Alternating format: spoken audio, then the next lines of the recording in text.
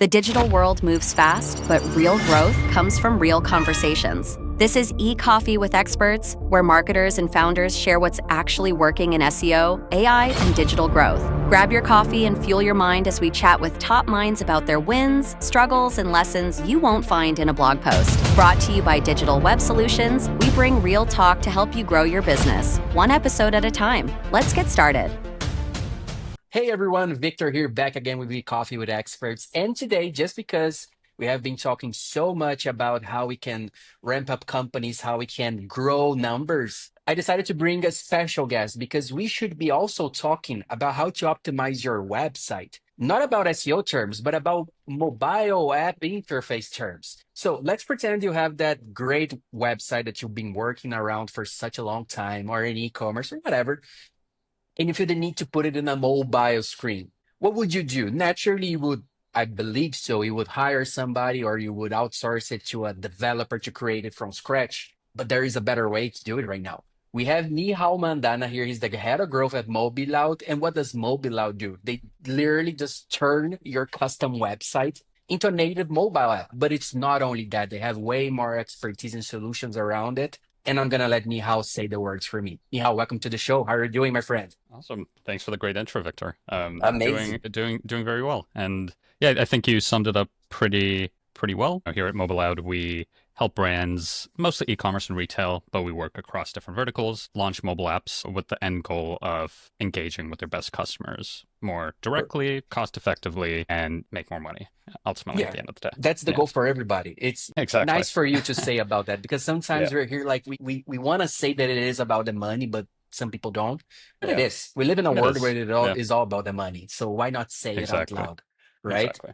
Yeah. Talking about the money, let's chase the money. How did you manage to get yourself into this money machine that is MobiLoud right now? A good question. Yeah, so my background's actually not, as a marketer. I started out, my degree, for example, is actually in nutrition. So started out in nutrition, but I wasn't the best student, let's call it. Mm-hmm. So kind of was thinking after university, what do I do? Started teaching myself the basics of digital marketing at the time, which was very broad, and started out my career doing performance marketing, SEO, SEM for a car dealership group here in Ontario. So one of the largest car dealership groups. And nice. Yeah, it was kind of there where I started really thinking about the role of retention and life cycle marketing, let's call it, when it comes to driving revenue for businesses. From there, I was always curious about the startup space, and I started another cool local transcription company, AI transcription company here called Speak AI.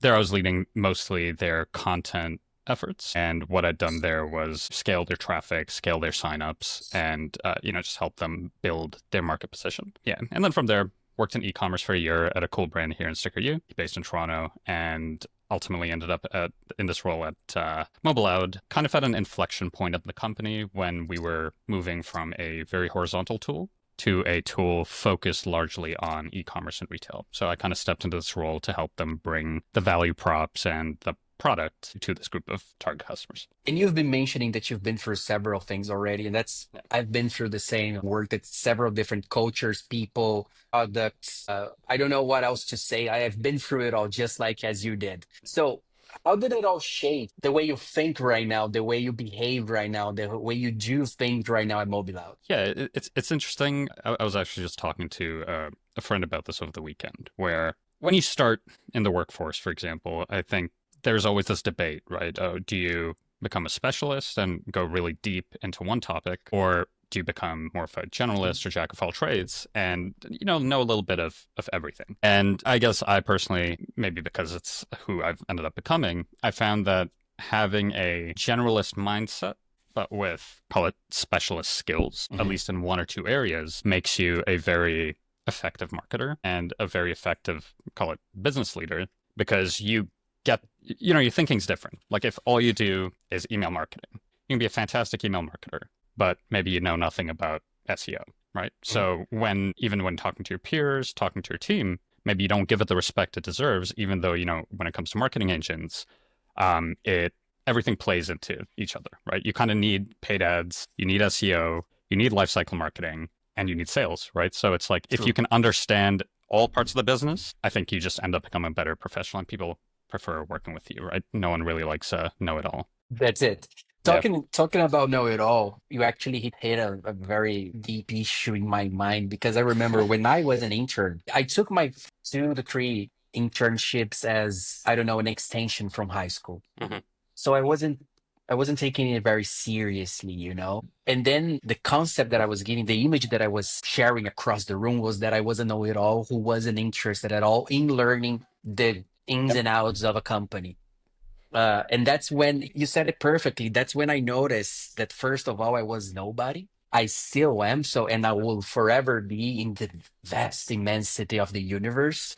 But I Absolutely. try my best to focus on something, and in my case, it's communication. I like to communicate, I like to talk. So whenever there is a need of communication, usually that's my strength. But I also know, coming from you, that you are also very much strong about it as well, especially in content creation, storytelling, how to promote yourself, how to talk and share stories. Today, talking about MobiLoud, do you still utilize those same learnings from content generation, not only to educate people, but to actually generate demand for the website itself? Or is it a different strategy that you're utilizing nowadays? Yeah, it's interesting. Historically, MobiLoud as a company, we used to get a ton of traffic, and Mm-hmm. our primary channel was inbound, right? Mm-hmm. We used to kill it on SEO, and then when the Google updates rolled out last year, like everyone got Yeah, yeah. screwed over.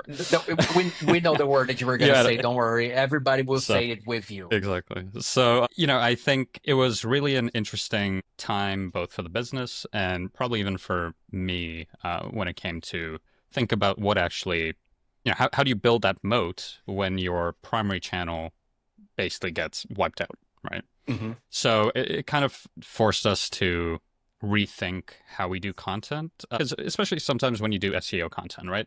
And it's still important, don't get me wrong. Like bottom of funnel It is, of course, traffic it is. still drives the majority of our inbound sales. But in order to actually grow our pool of customers, get more people through the door, we had to expand that net and how we actually talk about our product, the problems, and why people should care. So a lot of the content and stuff that we've been doing more recently is really centered around telling the story that, the person on the other end would want to represent them. So to Mm-hmm. give you an example, right? If you're an e-commerce manager at a company and you're in charge of lifecycle marketing and you're in charge of driving more repeat customer revenue, how do I tell you a story of another e-commerce manager or 10 other Yeah. e-commerce managers that worked with us, looked good, got that promotion, got that raise, whatever, and they can say, hey, I launched my brand's mobile app and got us to engage better with our best customers, right? So I think, once again, SEO and call it intent-based searches and traffic, I think definitely have its role. But Mm-hmm. really, a lot of what content is moving towards, I think, is how do you speak? And I guess it's always been this way, right? To your point about communication, it's how do you make someone on the other end feel what you're actually talking about rather than just shouting at them and telling them what they should think.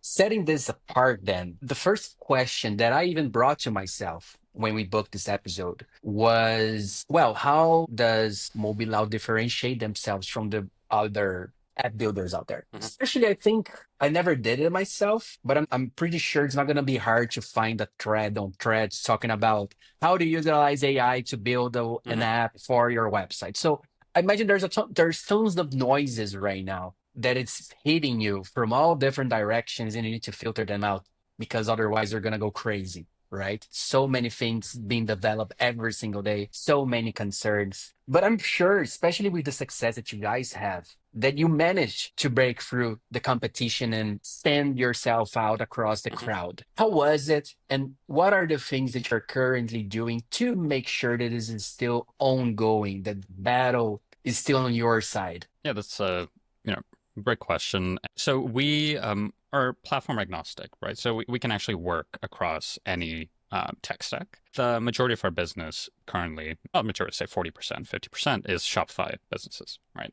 And within Shopify specifically, it's like a red ocean, right? There's like 30, 40, 50 other products doing, call it, giving brands that outcome that they want, right? So, A mobile app. The difference in the vast majority of cases is most app builders or app builder platforms are exactly that, right? They're a separate platform that uses their own UI, UX, to tech stack, and to give you a faster path to launching an app. What we do is kind of like to your point is we let brands use their existing sites with their entire tech stack intact as their mobile app. So few benefits of this. One, there's no duplication of work. With any other platform, you essentially have to rebuild your site experience into the app.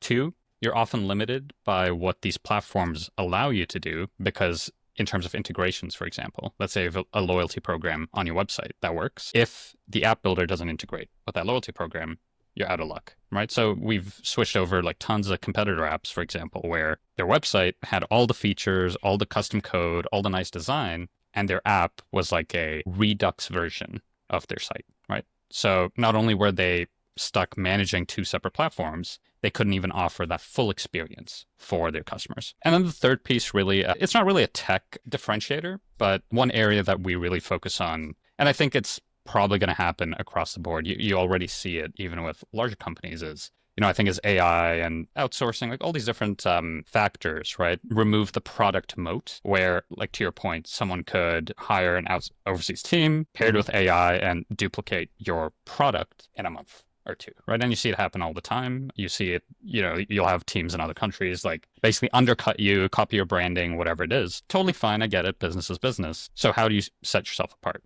And where I think it's going and what we've been really doubling down on is how do you actually act and help brands see success, not just give them a tool, right? So even with MobiLoud, even though we have our platform, we kind of operate more in this managed service mixed model, right? Where the brands that work best with us really are the ones that aren't looking for the cheapest possible tool.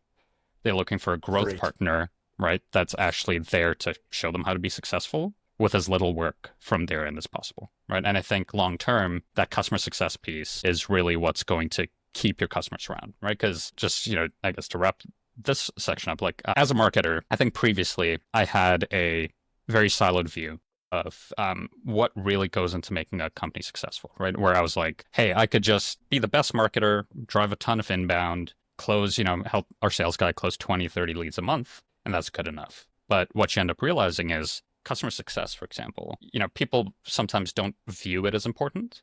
But what I've realized, it's super important. It's basically a revenue center, right? Yeah. Where it's where you get your happiest customers. It's where you build your brand advocates. And it's really how you guarantee that a customer won't leave you just because they get a better price, right? Because here they're like, why would I change? You said it all. You said it all. And there are, in my case, and this, we still have, for example, a lot of companies, a lot of people not understanding. Let's talk about you and I here, the importance of content and SEO for inbound lead generation, for example. But there's also a lot of people not understanding the need of having a mobile app instead of just a mobile friendly website. Because these are different, right? And even myself as a user, I very much prefer having an app because I know that the app is well built enough, or in theory should be well built enough, where I can just log in and wouldn't ever again asking for my login credentials. So there are a lot of benefits of having your own app instead of a mobile friendly website. Now, I told you the reasons why I think it's better to have an app than a website, but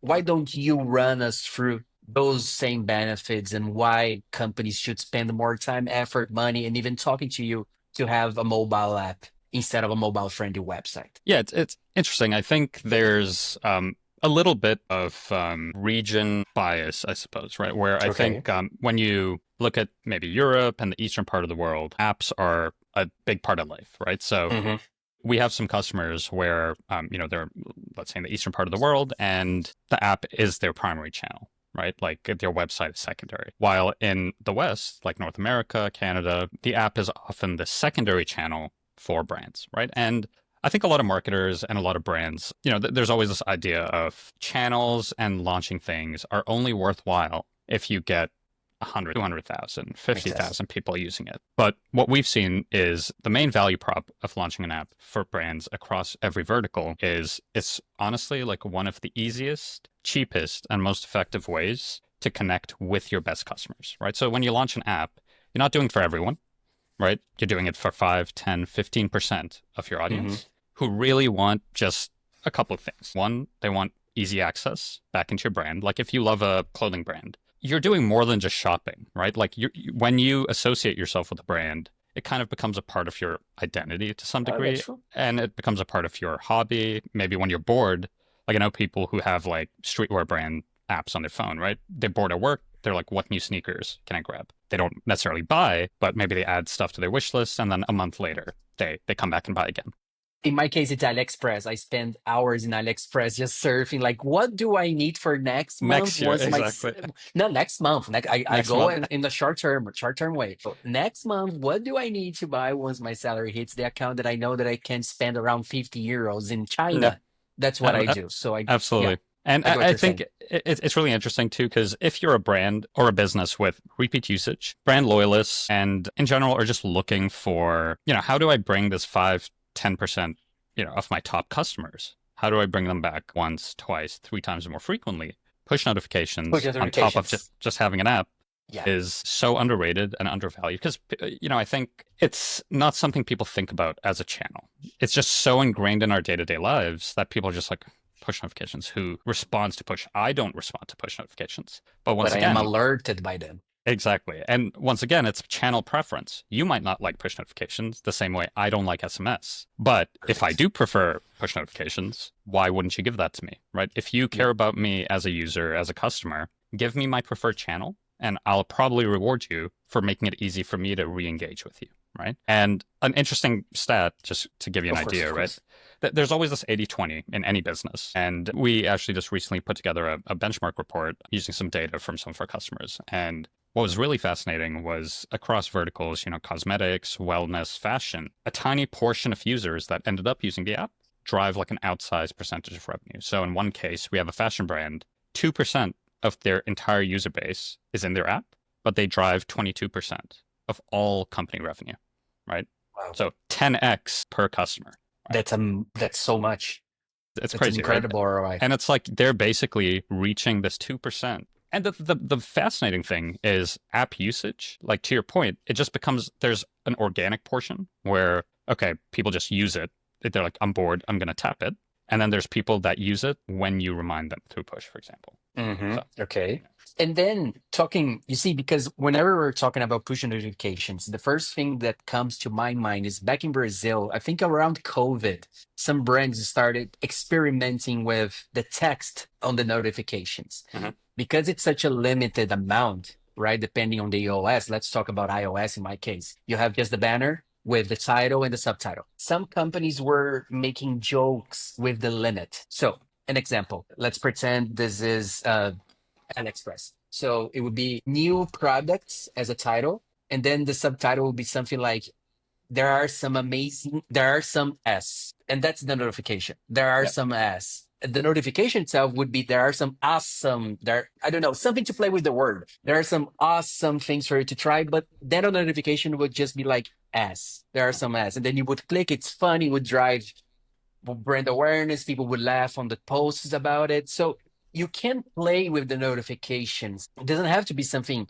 like an SMS, as you said, title and hey, come check 20% off of new sneakers. Then my question to you is, what I just said, the example that I just gave, is this something that is still working and brands are being like incentivized of doing so? Or is there another smart way that they can push people without turning those same people off? Yeah, absolutely. I mean, that's a great example.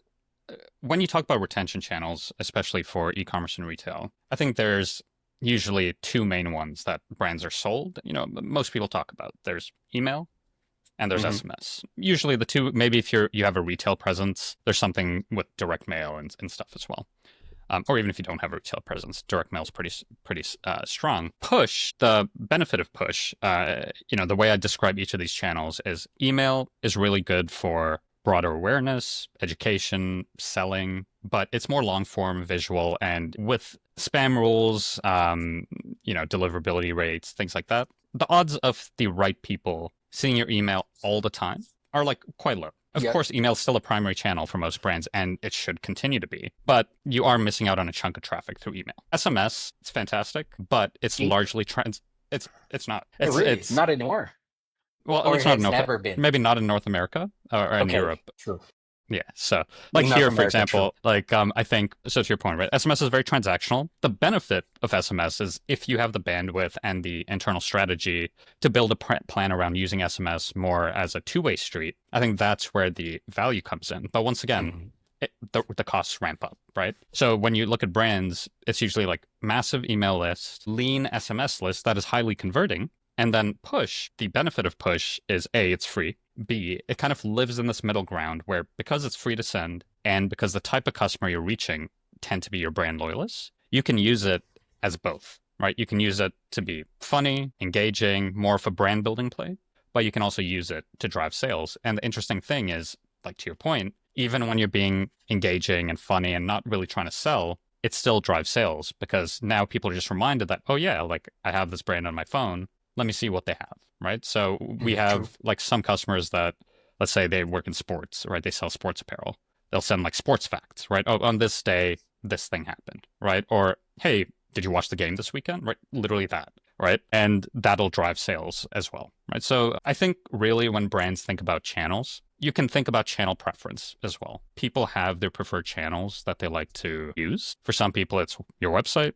For others, maybe they like shopping through Instagram. And then for other people, especially your kind of hardcore brand loyalists, it's your mobile app. That's true. Since you're just giving out so many nice examples, and I just love talking about examples, we know the launching an app can be a big thing, right? And of course, you've been there with the success cases and the failure cases as well, because that's okay. Not everybody succeeds at first. But let's talk about the good ones at least. Do you remember other examples of brands that handled it very well? The app launch the first time, the first few months of an app, just so that the others that are watching us can sometimes be inspired by it. Yeah, it's, the thing about an app launch is it's interesting, right? I think there's different ways you can go about it. Like there's some brands that want to make it this big thing, right? And there's other brands that kind of view it in more practical, pragmatic terms, where it's like, okay, this is just another channel we're launching. It doesn't have to be this massive project, but we can still build this channel over time and see success with it. And in general, what we've actually seen is you can basically do the bare minimum. And we see this with our customers, right? Where the way we kind of tell them to approach their app launch, just to make their lives easier, is kind of take this crawl, walk, run approach, right? Where you start slow, you just do a simple launch, just tell people that you have an app. And naturally, depending on your audience, you're going to see an initial spike, right? So like we have a cosmetics brand, great example. They did call it a soft launch of their product. All they did was kind of send an email to their brand loyalists. They added smart app banners and like basic promotion on their website. And within a month of launch, they're already driving like 20% of all online revenue through their website. Wow. That's a great number, once again, without massive incentives, like all they did, for example, in their case was, hey, get X% off your first app order, right? But that's it, right? It wasn't complicated. It wasn't messy. It didn't really add to the team's workload. And kind of going back to that managed service element, these are all things that we help them set up, right? So we set up their basic marketing. We set up their first month of push, and we set up all the automated flows that we know drive results. So just quickly stepping back to the push notification question, one really underrated use case that I think brands are not tapping into is the kind of power of abandoned cart push. And especially in our case, and there's other platforms that do this as well, but abandoned cart push, if you're going to build an app for no other reason, it should be to take advantage of abandoned cart push. Because you think about it, abandoned cart email, not super immediate or effective. Abandoned cart sometimes push goes to spam. Goes to spam. While with a push notification, if you're really in market, hey, and it honestly, they don't even incentivize it. They're just like, hey, you forgot something. Do you want to check out? Right. And then usually that converts at like, 3 to 6%. Right. So. Not gonna lie, what I do right now, if I see a product which I want but I don't need, but I very much want it, I'll abandon my cart for 2 days. I'll put the product there and I'll abandon it. Then I'll see what happens. Sometimes most of, if not 90% in my use case has been through email. So I'm not seeing a lot of them incentivizing it through the app. So there is a miss here. More of them should definitely do it, but it works, because then I was like, hey, 2 days ago, I was super wanting to buy it. Now I have $10 off. Of course I will. So it is something that we should definitely strive more towards into. Now, there is, one question that I've been meaning to ask for a while since we started recording, which is more about AI. We just mentioned it a little bit over AI, and it is something right now that is in our lives 24/7. As I said, so at first, we can definitely find some threads or some tweets talking about how to build an app through AI. Oh, ChatGPT did it all for me. I just did 2 prompts and here it is, the best app ever.